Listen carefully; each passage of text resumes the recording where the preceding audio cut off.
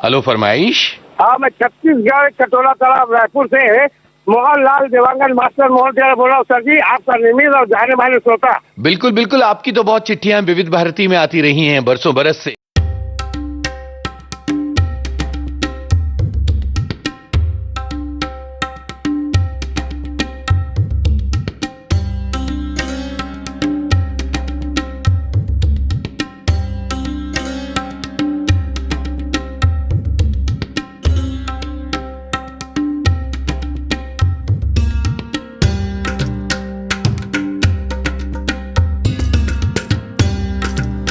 वैसे तो सतयुग में आपने सुना होगा आकाशवाणियां होती थी। सतयुग के जमाने से ही आकाशवाणियां थी, जिसमें प्रताप भानु वो राजा हुआ करते थे जिनकी पहली आकाशवाणी हुई थी कई देश में। दूसरी आकाशवाणी जिसे प्रत्यक्ष रूप से आपने जाना वो थी त्रेता युग में, जब कंस के वध को लेकर आकाशवाणी हुई थी। उस आकाशवाणी की वजह से उसने अपनी बहन को कारागार में डाल दिया था, जहां कृष्ण का जन्म हुआ और कंस का वध उन्होंने किया। आकाशवाणी सही हुई।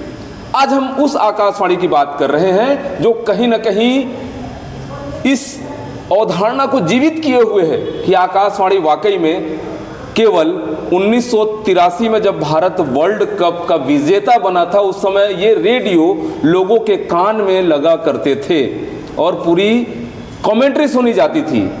आज भी हम बात करें जब भारत अमृत महोत्सव मना रहा है अपने आज़ादी का, उस समय भी देश के प्रधानमंत्री माननीय नरेंद्र मोदी अपने मन की बात इसी आकाशवाणी के माध्यम से करते हैं, जिसे IAS IPS लॉबी के साथ देश की तमाम जनता उस आकाशवाणी को सुनती है और अपने प्रश्न भी प्रधानमंत्री से करती है।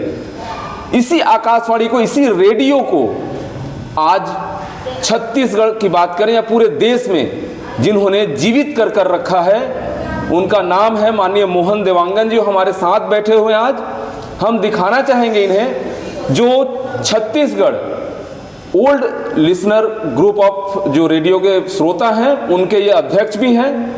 इन्हें कई बार सम्मानित भी किया जा चुका है। आपने जो तस्वीरों में देखा, जो रेडियो का संग्रह है वो भी बेहद अनूठा संग्रह है। आप देख सकते हैं जो ये रेडियो हमारे सामने रखी हुई है, ये 1935 का रेडियो है, जिसे ग्रामोफोन कंपनी ब्रिटिश और जापानीज कंपनी के रूप में जानी जाती थी। इसने टीवी का निर्माण भी किया था। 1921 में यह कंपनी अस्तित्व में आई जिसने रेडियो बनाया और काफ़ी अच्छा इसका रिस्पॉन्स रहा। यह रेडियो भी मोहन देवांगन के पास है और इसके साथ साथ ऐसे तमाम रेडियो जो पुराने हो चुके हैं उसे भी इन्होंने रखा है एक संग्रह के रूप में। आज मैं दर्शकों को बताना चाहूँगा और इनसे पूछना चाहूँगा कि मोहन देवांगन जी, सबसे पहले तो ये प्रेरणा आपने कहाँ से पाई कि आकाशवाणी जिसे लोग अछूते पहले नहीं थे, आज भले ही मोबाइल के ज़माने में कुछ दूर हो गया, मोबाइल में भी FM और शॉर्ट वेव वाले चैनल चल रहे हैं, ये प्रेरणा आपको कहाँ से मिली? सबसे पहले अपना नाम बताना चाहूँगा। मैं छत्तीसगढ़ कटोरा तालाब रायपुर से Mohanlal Dewangan, all listeners group आप छत्तीसगढ़ जोन के प्रदेश अध्यक्ष। अब मैं बताना चाहूँगा कि मेरे बचपने के दौर में शुरुआत में सबसे पहले 1972 में मेरा ग्राम कुम्हारी, थाना आलंग, जिला रायपुर, वहाँ जन्मभूमि है। वहाँ पर मेरा घर जो है बीच में पड़ता था। चौपाल कार्यक्रम चलता था, एक चाचा का किराया दुकान था, वहाँ आकर के हमारे घर के सामने रख दिया करता था रेडियो। वहाँ पर कोई लाइट नहीं था, बिना लाइट का, वो उस समय का बात बता रहा हूँ मैं। और चौपाल अक्सर हम सुना करते थे हर दिन। उसके बाद धीरे धीरे फिर उसके मेरे घर के सामने घर आंगन, बिंदिया, आपके मित्र गीत, यानी सभी कार्यक्रम को हमने सुनना चालू किया। उसके बाद हम यहाँ रायपुर आ गए 1975-76 में। अब उसके बाद यहाँ हमने रेडियो लिया। एक तो पहले रेडियो लिया जेट किंग, उसका नाम था जेट किंग। वो भी 75-76 में लिया था, मैंने 1975-76 में, और उसको 175 रुपये में लिया था सर। वो भी हमको बहुत बड़ा भारी पड़ता था। तो रेडियो लगभग ऐसी था ये, इस तरह से। तो वो उसके बाद मैंने वो रेडियो को दिन भर सुना करता था, सोते जागते, उठते बैठते, नहाते धोते, खाते पीते, जो भी कार्यक्रम मेरे साथ में रेडियो रहता था। मैं साइकिल में चलता था तो मेरे साथ में रेडियो चलता रहता था, और कहीं भी जाओ तो वहाँ रेडियो के बिना मेरे उसे अधूरा लगता था। उसके बाद मैंने सबसे पहले यहाँ पर कड़ोला में, यहाँ सामने मेरा दुकान था, और वह 1983 में मैंने पत्र भेजा, आपके मीठे गीत, उसमें मेरा पत्र शामिल हुआ। देख करके मेरा बहुत खुशी हुआ, गरीब वाह क्या बात है, मेरा भी पत्र शामिल हो गया, मेरा नाम आने लग गया। मैं खुशी से झूम उठा। फिर और पत्र भेजा दूसरा कार्यक्रम में, आपके पत्र कार्यक्रम में भेजा, और सभी कार्यक्रम में पत्र भेजा, मेरा शामिल होते गया। और अब उसके बाद और दौर अब ऐसा आया फ़ोन इन कार्यक्रम का। फ़ोन इन कार्यक्रम का जब दौर चला तो सबसे पहले मैंने ममता चंद्राकर की आवाज़ में तोर मन कैसे लागे राजा, ये वाला गीत प्रस्तुत किया। तो देखा सबसे पहले रेडियो मेरा आवाज़ भी आने लगा। अरे बाप रे, मैं क्या बताऊँ सर, मेरा तो ऐसा लग रहा था कि क्या बात है, मैं भी रेडियो में ऐसा बोल सकता हूँ। और इस तरह से करते मैं पूरा हर हफ्ता में फ़ोन लगाता था, हफ्ता में 2 बार 3 बार लगा कार्यक्रम में। उसके बाद फिर विविध भारती से जुड़ा, विविध भारती में भी हेलो फरमाइश की तरह, हेलो फरमाइश में हर प्रकार के हफ्ते में पहले 3 दिन हेलो फरमाइश आता था। तो 3 दिन मेरा कार्यक्रम चलता था हफ्ते में, और किसी का फ़ोन तो 5 साल 10 साल में नहीं लगा करता था। लेकिन मेरा क्या सौभाग्य है कि मैंने रेडियो के प्रति ऐसा लगता था कि मेरे अंदर कोई शेर डाल दे तो इसमें भी बसता रेडियो, ऐसा टाइप का मेरे को लगता था। तो रेडियो मेरी जान है। और मैं बता दूं कि अब पूरा प्रदेश से मेरे पास पत्र आने लगा, जो 10,000 पत्रों का संग्रह है। एक से एक सब लोग लिखने वाले हैं, कोई तो तारीख करता है आपका ये पत्र शामिल हुआ, आपका ये फरमाइश में शामिल हुआ। और यहाँ तक कि प्रायोजित कार्यक्रम में मैं भेजता था, प्रायोजित कार्यक्रम में भी मुझे कई बार सम्मानित किया, सम्मान मिला, और मुझे गिफ्ट भी मिला सर। और इतना ही नहीं, उसके अलावा सब पूरा उद्घोषक लोग, चाहे रायपुर आकाशवाणी का हो, बिलासपुर का हो, मुंबई का हो, कहीं का भी हो, मेरे पास आता है, ये बोले यार मोहनलाल देवांगन से मिला जाए ऐसा करके। और उसके अलावा भी श्रोताओं लोग भी आते हैं, जो चिट्ठी तो भेजते हैं लेकिन देखता है, और कई लोग आते हैं अरे मोहनलाल देवांगन है कैसा, इससे मिला जाए। एक बार तो ऐसा 2.5 साल से आ रहा था, और गाड़ी उसका 1-1.5 घंटा रुका था आकाशवाणी स्टेशन में। तो बोले अब टैक्सी किया फटाफट, केवल देखा मोहनलाल देवांगन से मिलना चाहिए करके, केवल मिला 2 मिनट और चाय भी नहीं पिया, निकल गया। बोले आपको देखने चाहा था, बोले ऐसा। तो ऐसा होता है। और पूरा हमारे छत्तीसगढ़, मध्य प्रदेश के मुन्नालाल पटले जी, ये अक्सर मेरा कार्यक्रम जब करवाता हूँ तो मोटरसाइकिल में लेके, वो इतना दीवाना है वो भी कि 4 बजे इतनी ठंडी हो बरसात हो आ जाता है यहाँ पर, ये बहुत बड़ी बात है। और इसी तरह से पूरा प्रदेश से लोग आते हैं। 20 अगस्त के रेडियो श्रोता दिवस 2010 में यही छत्तीसगढ़ से शुरुआत हुआ, और ओल्ड रिसर्च ग्रुप के द्वारा, जो मैं यहाँ का प्रदेश अध्यक्ष हूँ। तो मुझे अब देखिए कि अब सभी पूरा भारत में सब जगह होने लगा है, महाराष्ट्र में, पंजाब में, दिल्ली में, जहाँ जहाँ होने लगा है। और मैं गर्व अपने मानता हूँ सर, ये जो है रेडियो जो है मेरी जान है और मेरा दिल की धड़कन है। मैं रेडियो बिना बिल्कुल नहीं रह सकता, चाहे घर हो या दुकान हो या रास्ता हो, मेरा बिल्कुल। आजकल तो मोबाइल में भी FM यानी हर प्रकार का रेडियो, 250 से अधिक रेडियो है, जिसको सुनना चाहोगे सुन सकते हो। मैं भी आंध्र प्रदेश गया था, वहाँ पर देखा, मैं चालू किया, 12:30 बजा था, आप मन के गीत बजा छत्तीसगढ़ी, और वहाँ हिंदी नहीं जानते थे, और मैं छत्तीसगढ़ी वहाँ पर सुन रहा हूँ, कितनी खुशी की बात है। और वहाँ हमारा नाम भी आ रहा है। तो ऐसा है रेडियो का, इस तरह से सर। आपने सुना मोहनलाल देवांगन जी, जो एक अच्छे श्रोता हैं। विश्व रेडियो दिवस पे इन्हें सम्मानित किया जाता है। प्रदेश के मुख्यमंत्री भी सम्मानित कर चुके हैं इन्हें, रमन सिंह की बात की जाए या और भी जो मुख्यमंत्री हुए, इन्हें सम्मानित कर चुके हैं। एक अच्छा श्रोता ही एक अच्छा वक्ता होता है, आपने यह भी साबित कर दिया है।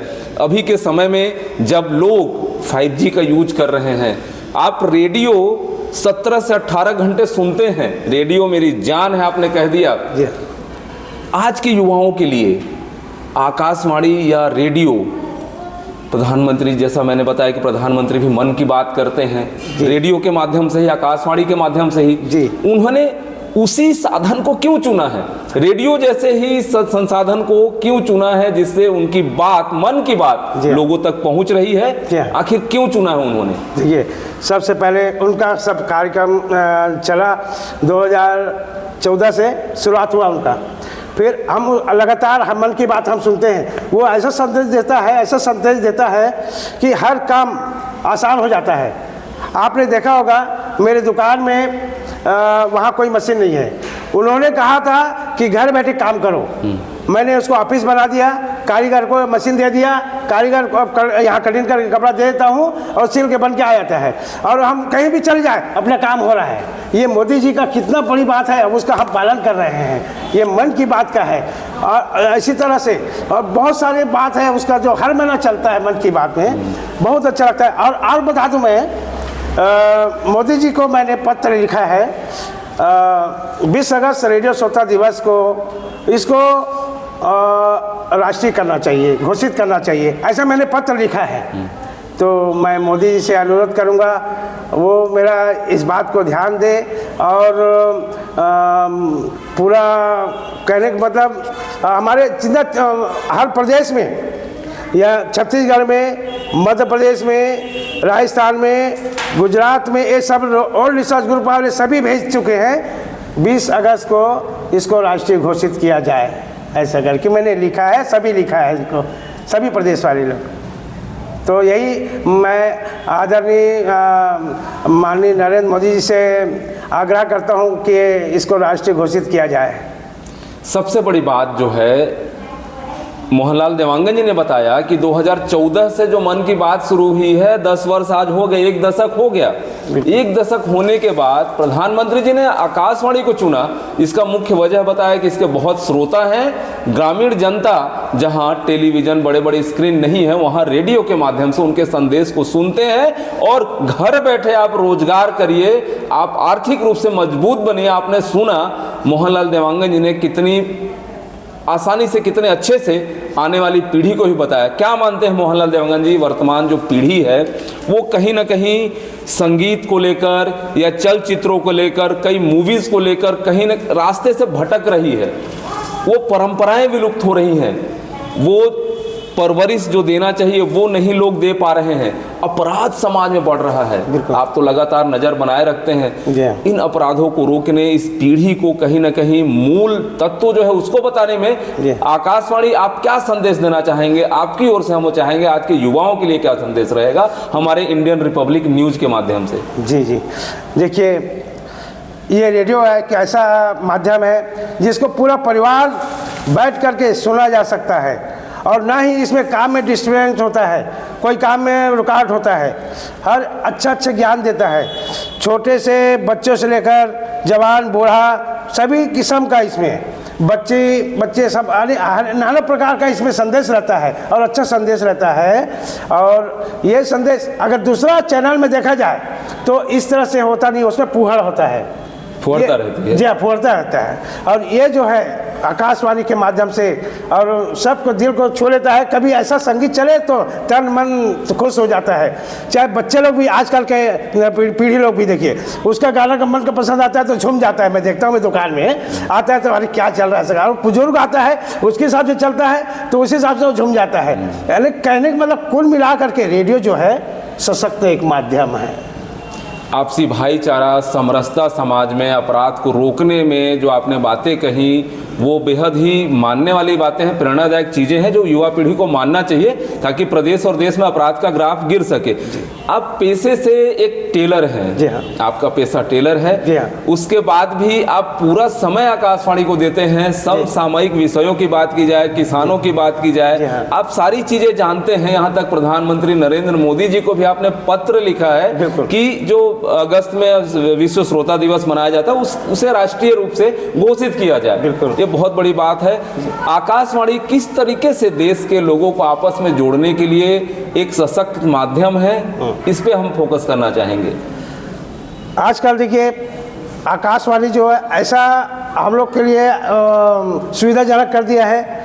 हर एक इंसान के पास आजकल मोबाइल है, मोबाइल ऐप के जरिए आप कहीं भी किस तरह से भी, आजकल के नौजवान के हाथों में भी मोबाइल रहता है, वो भी ये रेडियो सुनता है और सुनता ही रहता है, ना कि वो SMS भी भेजता है, व्हाट्सएप भी करता है, उसका नाम भी आता है तो वो भी खुश हो जाता है कि बोले इस तरह से क्या बात है। कि ऐसा नहीं है कि रेडियो कम हो रहा है, रेडियो के उसका एक आधुनिकता बन गया है, ये बहुत बड़ी बात है।